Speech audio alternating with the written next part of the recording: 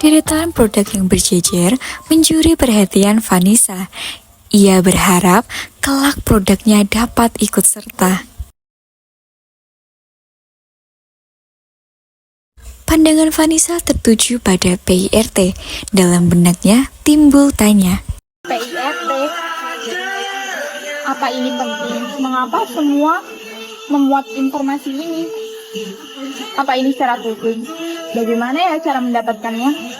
Vanessa diselimuti rasa penasaran akan PIRT. Di waktu yang sama, ia menyadari bahwa ia sedang diperhatikan. Sorry kak, kayaknya mau beli produk ini.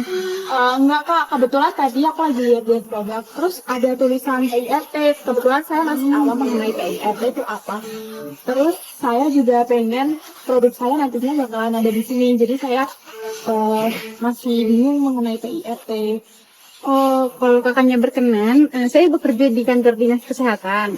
Kalau misalkan kakaknya mau, kakak boleh mampir ke sana. Jadi nanti di sana bakal saya pandu tentang PIRT. Tuh, nanti ketemuin saya aja ya, saya Ergita. Oh, saya Vanessa. Terima kasih kak, menarik banget nih. Oke, mungkin kalau aku udah yakin, aku bakalan ke sana nih. Boleh, ditunggu ya.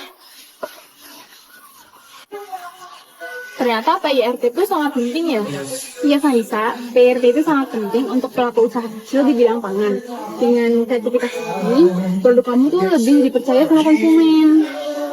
Kini Vanessa sadar pentingnya PIRT. Dan datanglah Septi, sahabat Vanessa.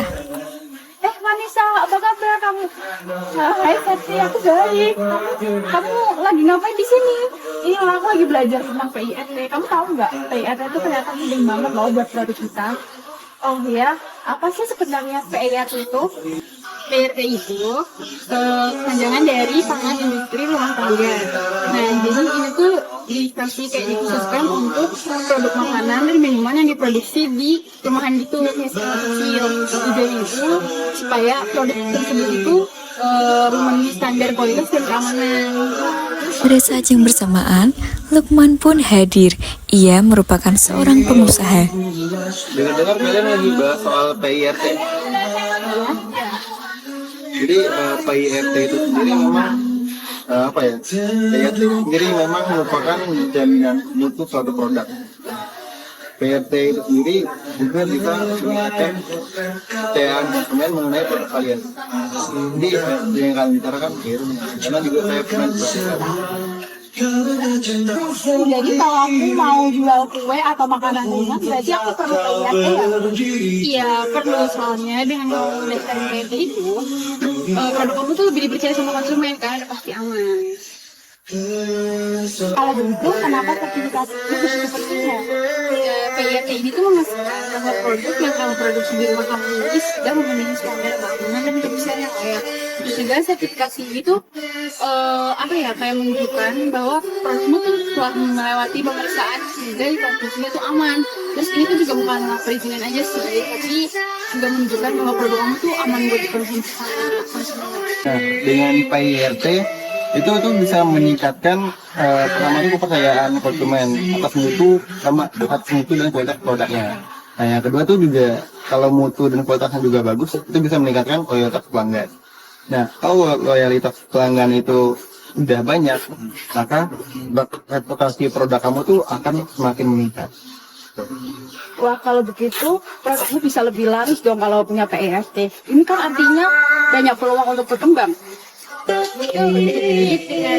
Selain menarik minat konsumen, PIRT itu juga membuka peluang pasar lebih luas. Kayak kamu tuh bisa jual produk kamu tuh di toko-toko, terus di pasar modern, di toko online, dan juga banyak loh platform online yang membutuhkan sertifikasi untuk menjadi syarat. Terus juga dengan sertifikasi itu peluang pasar kamu tuh jadi lebih banyak. Oh, berarti PIRT itu penting banget ya, selain buat biar bisa dijual, tapi juga bisa memberi nilai tambah kepada konsumennya. Iya. Nah, tepat banget tuh. Jadi PIRT itu sendiri juga merupakan investasi yang untuk meningkatkan kredibilitas produk kamu. Nah, jadi kalau produk kamu tuh udah terkenal aman dan berkualitas, jadi kesempatan untuk bersaing di pasar tuh jauh lebih tinggi. Aku nggak bisa lama-lama nih. Aku tinggal tinggalin kartu nama aku aja ya. Jadi kalau kamu ada keperluan, kamu bisa langsung hubungin aku. Terima kasih Argita. Oke, nanti aku akan hubungin kamu ya. Oke, aku duluan ya. Iya, hati-hati.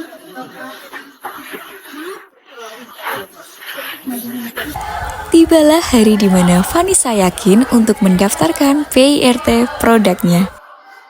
Halo, selamat siang Argita. Halo, Vanessa. Sini duduk. Wah, kayaknya kamu udah yakin banget dan gak sabar buat daftar ya. Iya nih, aku udah yakin banget dan pengen cepet daftar. Oke, aku akan bantu kamu. Tapi sebelumnya ada beberapa syarat yang harus kamu penuhin supaya produk kamu bisa didaftarin. Oke, aku kasih tau kamu syarat-syaratnya ya. Yang pertama, produk makanan kamu itu harus memiliki waktu kadaluarsa lebih dari 7 hari. Yang kedua, produk kamu itu diproduksi secara manual hingga semi otomatis seperti digoreng, atau dibakar, atau diasap. Yang ketiga, tentunya diolah dengan skala rumahan. Dan yang keempat itu, jenis pangan PIRT mengacu pada lampiran peraturan Badan POM nomor 22 tahun 2018 tentang pedoman pemberian sertifikat produksi PIRT. Wah, kalau itu sih produkku aman deh pastinya. Nah, kalau gitu sebelum kamu daftar, kamu udah tahu belum panduan pendaftarannya gimana? Wah, aku belum tahu nih Jit, gimana caranya? Oke, aku coba jelasin ya. Jadi tahapannya ada 5. Yang pertama itu dimulai dari pembuatan kemasan produk. Kamu harus siapin desain kemasan kamu beserta hal-hal yang wajib tercantum seperti merek dan komposisi. Setelah itu, kamu bisa memulai pengajuan SPP PIRT melalui web https://oss.go.id. Di web tersebut, nanti kamu akan diminta untuk mengisi data-data terkait produk dan usaha kamu. Selanjutnya, setelah mengisi di web tersebut, akan diterbitkan sertifikat PIRT untuk produkmu. Tapi masih belum selesai nih.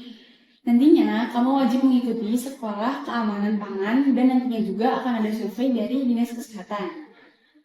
Setelah itu, akan ada evaluasi SPP PIRT deh. Nah, kurang lebih gitu deh Vanessa. Nanti kalau misalkan ada yang kamu kurang ngerti, kamu boleh tanya atau hubungin apa aja ya. Lumayan panjang juga ya langkah-langkahnya. Oh iya, kira-kira data-data apa aja sih yang perlu aku siapin buat ngisi web tersebut? Data-data yang perlu kamu siapin itu diantaranya, yang pertama ada nama dagang. Yang kedua, jenis kemasan. Yang ketiga, berat bersih atau isi bersih. Yang keempat, bahan baku atau bahan lainnya yang digunakan. Yang kelima, tahapan produksi. Yang keenam, nama, alamat, kode pos, dan nomor telepon PIRT. Yang ketujuh, nama pemilik. Kedelapan, nama penanggung jawab. Yang kesembilan, informasi tentang masa simpan atau kadaluarsa. Yang ke-10, informasi tentang kode produksi. Yang ke-11, surat keterangan atau surat izin usaha dari camat, lurah, atau desa. Yang ke-12, rancangan label pangan.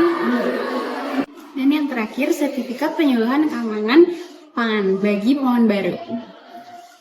Oke, aku harus siapin semua syarat-syaratnya nih. Vanessa pun mengikuti seluruh panduan pendaftaran PIRT dan melengkapi persyaratan-persyaratan yang diberikan. Dengan dibantu Argita, akhirnya sertifikat PIRT Vanessa pun terbit dan produknya sudah dapat dipasarkan di berbagai toko dan swalayan yang dia inginkan sejak awal.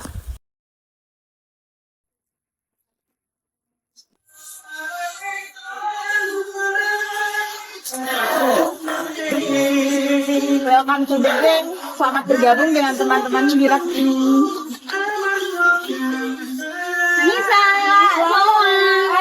Septi dan Argita pun mendekat merayakan keberhasilan Vanessa. Momen bahagia tersebut mereka abadikan dengan ponsel milik Vanessa sebagai bukti keberhasilan Vanessa dan produknya. Nah, dengan semua informasi ini dan melalui perjalanan Vanessa, kita semua bisa belajar mengenai apa itu PIRT dan semoga video ini bisa mengedukasi sekaligus memotivasi teman-teman semua untuk bisa ikut mendaftar PIRT. Jadi, sudahkah Anda mendaftar PIRT? 15.000.